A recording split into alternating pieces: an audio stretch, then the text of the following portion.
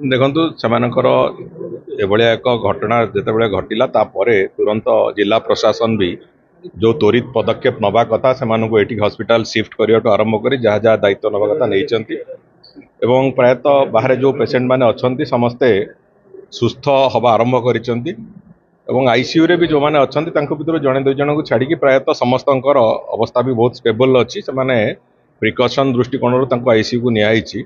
ତେଣୁ ଆଶା କରାଯାଉଛି ସମସ୍ତେ ସୁସ୍ଥ ହେଇକି ଘରକୁ ଫେରିବେ। ଭଗବାନଙ୍କ ପାଖରେ ପ୍ରାର୍ଥନା ସେ ସମସ୍ତ ଲୋକ ଯେତିକି ଜଣ ଆସିଛନ୍ତି ଏବେ ଅଛନ୍ତି ଯେଉଁ 12 ଜଣ ସେ ସମସ୍ତେ ସୁସ୍ଥ ହେଇକି ଘରକୁ ଫେରନ୍ତୁ ଏବଂ ଏ ଘଟଣା ବାବଦରେ ସରକାର ତାଙ୍କର ଯାହା ପଦକ୍ଷେପ ନେବା କଥା ନେଉଛନ୍ତି।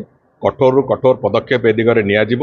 କେବଳ ଏଇଠି ନୁହେଁ ସମଗ୍ର ରାଜ୍ୟରେ ବି ଯାହା ଯେତେ କଠୋର ପଦକ୍ଷେପ ନିଆଯାଇପାରିବ ସେ ବାବଦରେ ଆମେ ନେବାକୁ ତାର ପ୍ରସ୍ତୁତି ଆରମ୍ଭ କରିଛୁ ଏବଂ ବହୁତ ଶୀଘ୍ର ତାକୁ କାର୍ଯ୍ୟାନ୍ୱୟନ ବି କରାଯିବ। ସାର୍ ମାଉଣ୍ଟପୁରରେ ଯୋଉଟା କି ଅଭିଯୋଗ ହେଉଛି ବର୍ଷ ବର୍ଷ ଧରି ସେଠି ମଦ କାରବାର ହେଉଥିଲା, ସେମାନେ ଗ୍ରାମବାସୀ ମଧ୍ୟ ଏକ୍ସାଇଜ ବାଲାକୁ ଜଣାଇଥିଲେ, କାହିଁକି ତା ଉପରେ କିଛି ପଦକ୍ଷେପ? ଦେଖନ୍ତୁ ସେଇ ଦୃଷ୍ଟିକୋଣରୁ କର୍ତ୍ତବ୍ୟର ଅବହେଳା ଦୃଷ୍ଟିରୁ ଦୁଇ ଜଣ ଯେଉଁମାନେ ସିଧାସଳଖ ଭାବରେ ସେଥିରେ ସେ ଜାଗାରେ ତାଙ୍କର ଦାୟିତ୍ୱ ଥିଲା ସେ ଦୁଇ ଜଣଙ୍କୁ ଆଜି ସସ୍ପେଣ୍ଡ କରାଯାଇଛି ଏବଂ ଏକ୍ସାଇଜ ସୁପରିଟେଣ୍ଡେଣ୍ଟକୁ ବି ଏଠୁ ବିଦାୟ କରାଯାଇଛି।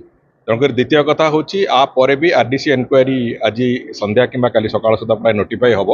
ହେଲା ପରେ ବାସ୍ତବରେ ଆମେ ପୁରା ଘଟଣାର ରୁଟ୍କୁ ଯିବାକୁ ଚାହୁଁଛୁ ଏବଂ ଯେଉଁ ଜାଗାରେ ମୁଁ କେବଳ କହୁନି ଗଞ୍ଜାମ ଜିଲ୍ଲାରେ କେବଳ କହୁନି ଯେଉଁ ଜାଗାରେ ଯେଉଁ 217ଟି ଜାଗାରେ ଆମେ ଏପର୍ଯ୍ୟନ୍ତ ଲୋକେଟ୍ କରିଛୁ ବେଆଇନ ମଦଭାଟି, ଯୋଉଠି ବେଆଇନ ମଦଭାଟି ତିଆରି ହେଉଛି ଏବଂ ତାର ଯୋଉଠି ବ୍ରାଞ୍ଚ ଗୁଡ଼ାକରେ ବିକ୍ରି ହେଉଛି ଏ ସମସ୍ତ ଜାଗାକୁ ପୁରାପୁରି ଭାବରେ ରେଡ୍ କରାଯିବ ଏବଂ କଣ୍ଟିନ୍ୟୁଅସ୍ ପ୍ରୋସେସରେ ଏ ରେଡ୍ ଚାଲିବ।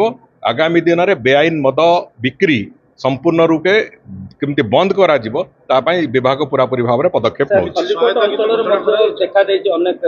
ସେ କଥା କେବଳ ଖଲିକୋଟ ନୁହେଁ, ଖଲିକୋଟ ଅଞ୍ଚଳ କୁହନ୍ତୁ, ଭଞ୍ଜନଗରରେ କୁହନ୍ତୁ, ଏଠି ଆପଣଙ୍କର କବିସୂର୍ଯ୍ୟନଗରର କିଛି ଅଂଶ ଏବଂ ଚିକିଟି ଖେମୁଣ୍ଡି ଅଞ୍ଚଳର କିଛି ଅଂଶ ଯେଉଁ ଜାଗାରେ ହେଇଛି ସେଗୁଡ଼ାକ ଅଲରେଡ଼ି ଲୋକେଟ୍ ହେଇସାରିଲାଣି ଏବଂ ଯୋଉଠି ବେଆଇନ ଭାଟି ହେଉଛି ତାକୁ ଆମେ ବନ୍ଦ କରିବା ପାଇଁ ଯାହା ଯାହା ବ୍ୟବସ୍ଥା ବୁଲଡୋଜର ଚଢ଼େଇବା ପର୍ଯ୍ୟନ୍ତ ଦରକାର ପଡ଼ିଲେ ଆମେ କରିବୁ ସେ ବ୍ୟବସ୍ଥା ଏବଂ ଯେଉଁମାନେ କରୁଛନ୍ତି ତାଙ୍କ ବିରୁଦ୍ଧରେ କଠୋର କାର୍ଯ୍ୟାନୁଷ୍ଠାନ ନିଆଯିବ।